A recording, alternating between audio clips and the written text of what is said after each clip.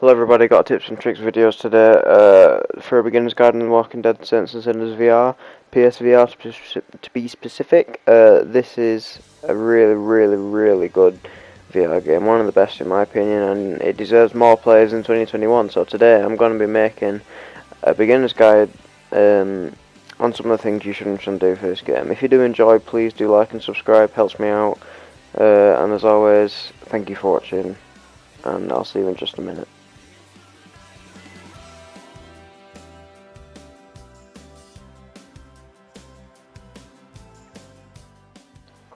Right, okay, so as you can see here, in the main menu, some of the first things you're going to want to do when you first start the game up is go into your options really quick and turn the nausea reduction all the way down. That just gets in your way and it'll get really frustrating. Just make sure that's down.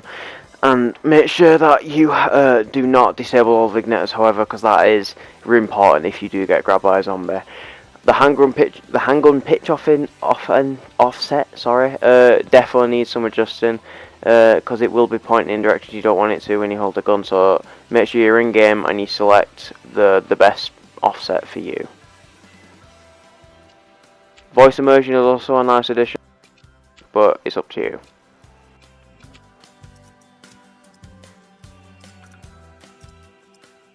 Okay, here you're going to want to make sure you have smooth turning mode on and have that all the way up almost.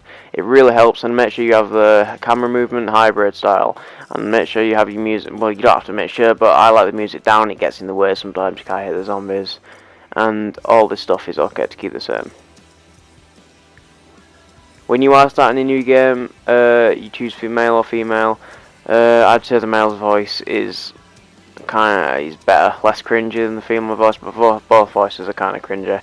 And definitely go for story difficulty. Standard difficulty is way too difficult for story mode, and it is just not ideal.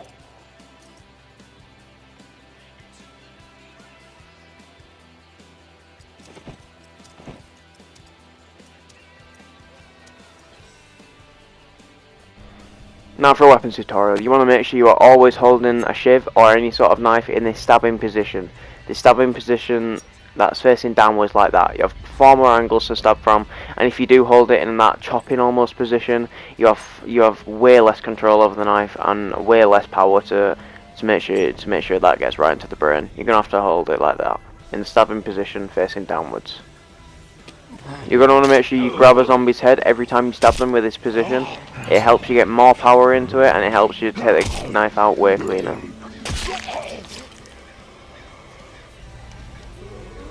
As you can see, you have far more angles when you hold the knife like that in this position and this way. If you hold it like this, as you can see, it's a lot harder to get an angle on the walker and make sure you get a clean headshot. Just want to grab them like that and straight down into the brain. You can also throw shivs, and it's very satisfying and very easy, and it does not cost any stamina, so you're going to want to get used to that as soon as you can as well. Double-handed weapons are really not worth the effort unless it is one of the katanas in the game. These double-handed weapons cost far too much stamina and break far too easily for you to hold. Only ever hold a bow and arrow or a gun on your shoulder. Only ever keep weapons if you have enough room to scrap them later on. As you can see, they're far more hefty, and right here, perfect example, you run out of stamina far too fast.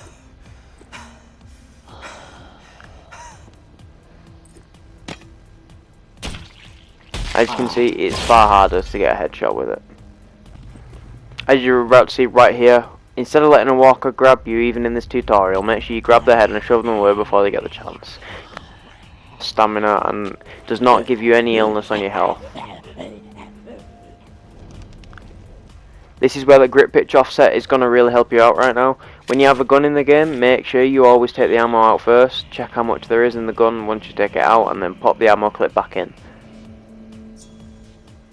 Make sure you learn how to grab the gun with 2 hands. As you can see, it makes a difference and helps you steady your aim.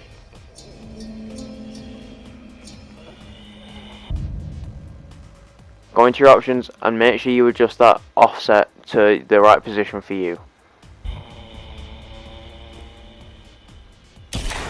As you can see right here, it helps me out a bunch. Make sure you pick up all the ammunition you find in the world and put that clip in. When you pull the clip back, make sure you move the gun in time with your hand. and you can practice on these bottles right here. When you are done with a clip, make sure you take the clip out and put it in your ammo store, because you will have a bullet left in there, and that just adds to your ammo.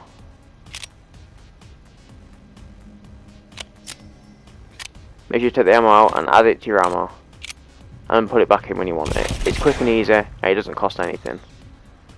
As you can see right here, there are days in the game, and you are going to want to get stuff done as fast as you can, because the later you go on, the less supplies you're going to find, and the less opportunities you're going to have to upgrade and craft.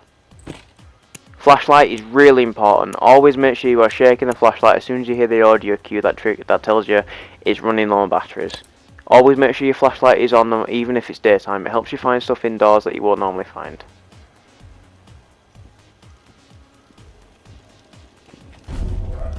Doors are a great help later on when you are facing people with guns, because you can hide behind the door and they'll lose sight of you, and they won't be able to shoot through the doors either.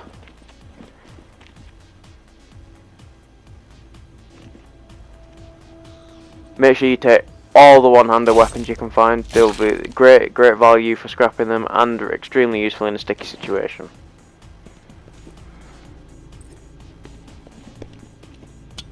You'll find stuff like egg timers all around the world, unless they have an actual really useful like stuff you know, like use that you can know without having to look anything up. Then make sure you scrap them. That egg timer can attract zombies, but there is no real point in it.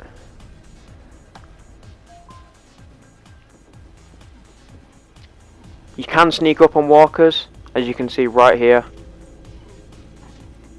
I sneak up on this walker. Make sure you just straight in the head, nowhere else. All these story journals you pick up, just make sure you pick them up once and drop them unless you're interested in the story. But this is a gameplay tutorial. Make sure you search behind you and in every direction to look for supplies. As you can see right here, behind me was an axe that I could have easily missed. I'm going to scrap this later on for supplies, as they are useless. As you can see right here, I did find a cigarette pack, and you can in fact smoke these cigarette packs. I have one in my mouth right there, as you can see. However, you do need a lighter to do this, and it's really not worth it. And of course, smoking's bad for you. Just make sure you store that in your backpack ready to scrap later. As I said before, check everywhere. It'll have some sort of secrets and stuff to collect, and it will all be of great use to you. As I'm about to demonstrate right here, zombies are attracted to any sort of noise you can make, and the best way to deal with them is just grab the head, pull it down, and straight in the back of the head there. No chance for them to grab you or cause any sort of damage to you. Dirty bandages are pretty much useless, only plus 20 health, so they are worth scrapping to upgrade your medical table later. Make sure you only ever heal yourself with clean bandages or sterile bandages. Those dirty bandages can just scrap.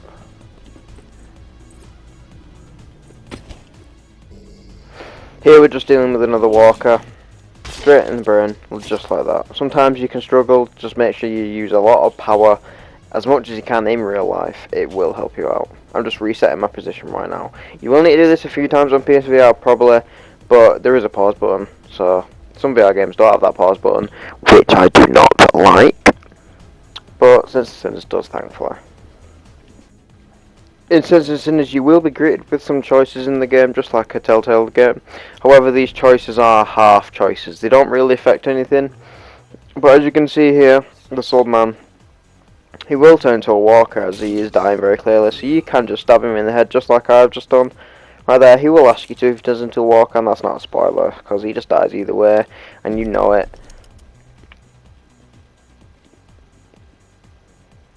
Those half choices, I wouldn't pay too much attention to them, just enjoy the game for what it is.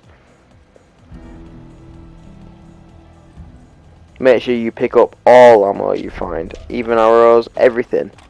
All ammo does not take up any room in your inventory, and that audio cue right there, that little rattle, that's me shaking the batteries in the flashlight to make sure it works again. Again, all ammo you find, straight in the pouch. I would say when you first get to your camp, make sure you look at all these notes. I know it's a lot of writing, a lot of different colours and stuff to remember, but it really helps you out when it comes to crafting later on in the game.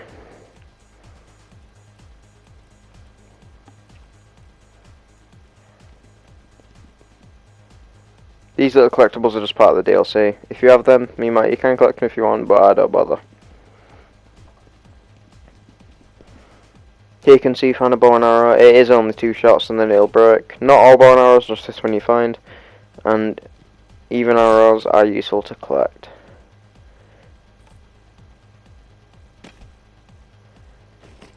And remember, there is always a slot on your backpack if you do need it to carry a melee weapon, and with the upgrade a bit later on, 2 melee weapons. Bottles can smash and stab zombies. This is a good substitute if you have a weapon you don't want to break just yet, or if you're not bothered, just smash a bottle over its head or over any other object in your way, and it will turn into a weapon that's usable.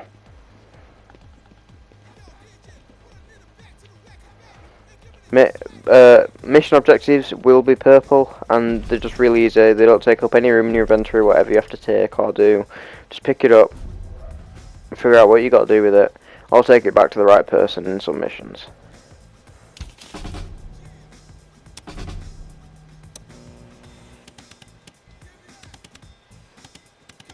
You don't need to fiddle with the radio just yet. You can do that a bit later on.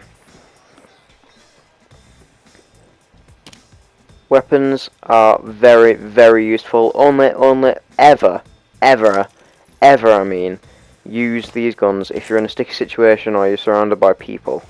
You can stealth your way around people. It's hard, but you can do it. And weapons are great against them. So make sure you save your ammo. Again, shake your flashlight whenever it wants it.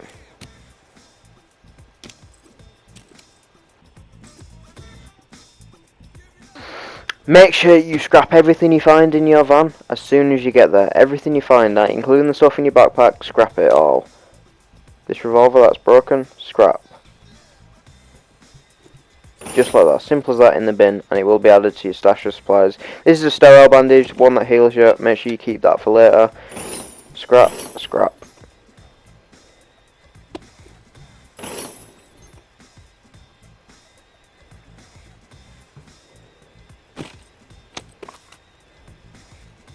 Make sure you have a look at your objectives before you go anywhere or do anything. Make sure you know what you're doing the next day. And only ever sleep after you have scrapped your things and upgraded your crafting station. Because time is precious during the day and you're going to need it all. So just like I'm doing, take the stuff out of your inventory that you don't have a use for and scrap it. Make sure you do this before you go to bed.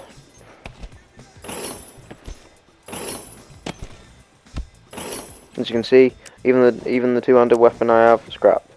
They're not very useful, and you'll be able to craft a far better katana later on. Even this bow and arrow, because it's almost broken, can get scrapped. You are now safe to go to sleep. As you can see, instantly turns to day 2, and there we go. Supplies have gone down, basically. So you're going to want to do this as in the least amount of days as possible.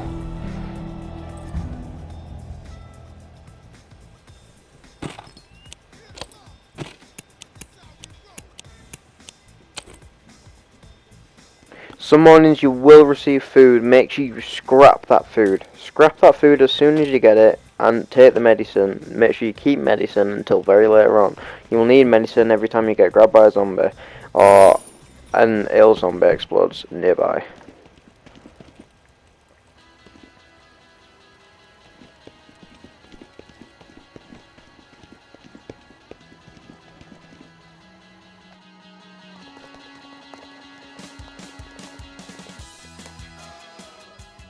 These little bad boys are full of all kinds of supplies. Every time you see one of these little brick looking things, you take it and you stuff it in your inventory.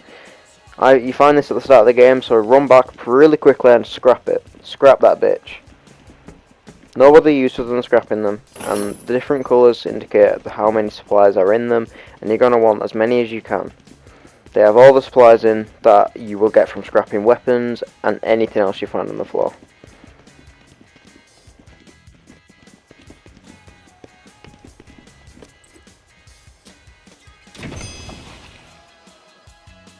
That is the end of the video. If you did enjoy it, please do leave a like and subscribe. It helps me out as always. if you want more, subscribe, obviously. But if you want a tutorial on more in-depth tutorial on weapons or on the people of the game or anything to do with Saints and Sinners or any other game, just leave a comment.